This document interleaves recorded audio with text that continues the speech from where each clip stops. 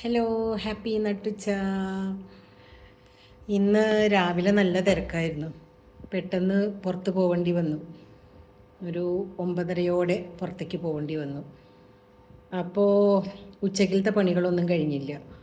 വെണ്ടയ്ക്ക നുറുക്കി വെച്ചായിരുന്നു, പക്ഷേ അതുണ്ടാക്കലൊന്നും നടന്നില്ല. പിന്നെ തിരിച്ചു വരാൻ കുറച്ച് ലേറ്റായി. വന്നു ചോറും പരിപ്പും കൂടിയിട്ട് വെച്ചു. അപ്പോൾ ചോറും പരിപ്പും കൂടി വേവിച്ചു. വെണ്ടയ്ക്ക നുറുക്കി വെച്ച വെണ്ടയ്ക്ക കൊണ്ട് ഉപ്പേരി ഉണ്ടാക്കി. പപ്പടം ഒടിച്ചു. പിന്നെ ഇന്നെന്താ വെച്ചിട്ടുണ്ടോ, ഇന്നിങ്ങനെ വെറുതെ ചെറിയ ഉള്ളി ഇങ്ങനെ ചാലിച്ചിട്ടേ അതും ഈ ചോറിൻ്റെ ഒപ്പം ഇങ്ങോട്ട് ഇതാക്കി കഴിഞ്ഞാൽ ഒരു സ്വാദാണ് അതിന്. കുറച്ച് മോര് ഒഴിച്ചിട്ടുണ്ട് കേട്ടോ. പിന്നെ ഉള്ളത് ഇന്ന് കടുമാങ്ങ. ഇത് നമ്മുടെ ആരിച്ചെറിയമ്മയുടെ കടുമാങ്ങയാണ്. അപ്പോൾ അതെങ്ങനെയുണ്ട് എന്നുള്ളത് ചെറിയമ്മ പറഞ്ഞിട്ടുണ്ട്, സ്വാദ് നോക്കിയിട്ട് പറയണമെന്ന്. ഇപ്പോൾ നല്ല ചെറിയ ചെറിയ മാങ്ങകളാണ് കേട്ടോ. കണ്ടാലൊക്കെ നല്ല ഭംഗിയുണ്ട്, നല്ല ചുമന്ന തുടുത്ത് ഇരിക്കുന്നുണ്ട് ഉപ്പിട്ടത്. ഇനി കൊണ്ടാൽ എങ്ങനെയുണ്ട് നോക്കിയിട്ട് പറയാം.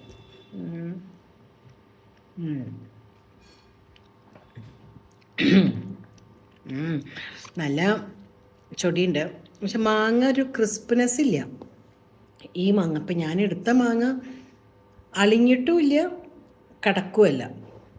അപ്പോൾ അങ്ങനൊരു ഇതിലാണ്.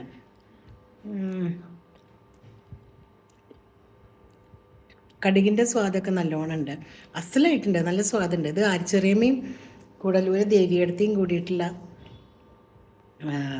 ബിസിനസ്സാണ്. അപ്പോൾ വേണ്ടവർ വാങ്ങിക്കോളൂ, നല്ല സ്വാദുണ്ട്. ഇതും എനിക്കിഷ്ടമായി. മാങ്ങയ്ക്ക് ഒരു അത് ചിലപ്പോൾ ഞാൻ എടുത്ത മാങ്ങയുടെ ആണോ അറിയില്ല കേട്ടോ. ഇനി വേറെ മാങ്ങ നോക്കി നോക്കാം.